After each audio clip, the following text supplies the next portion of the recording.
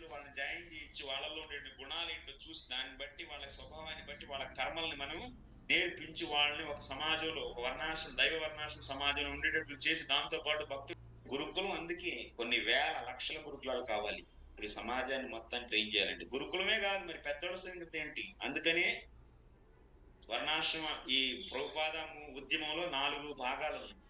సంకీర్తన భాగం, sankirtan movement, temple entry movement, initiation movement, classless society.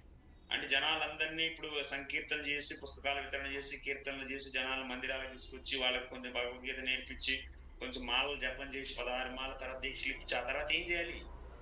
16 మాలలు జపం చేస్తే శుద్ధ భక్తులకు వచ్చేసినట్ట కాదు కదా, ఇంకా పూర్తి శరణాగతుడు ఇంకా చేయించాలి కదా.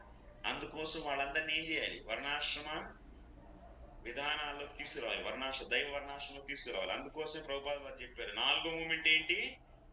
వాళ్ళకి వర్ణాశ్రమ కాలేజీలో వాళ్ళని జాయిన్ చేయించి వాళ్ళలో ఉండే గుణాలు ఏంటో చూసి దాన్ని బట్టి వాళ్ళ స్వభావాన్ని బట్టి వాళ్ళ కర్మల్ని మనం నేర్పించి వాళ్ళని ఒక సమాజంలో ఒక దైవ వర్ణాశ్రమ సమాజంలో ఉండేటట్లు చేసి దాంతో పాటు భక్తులు గురుకులం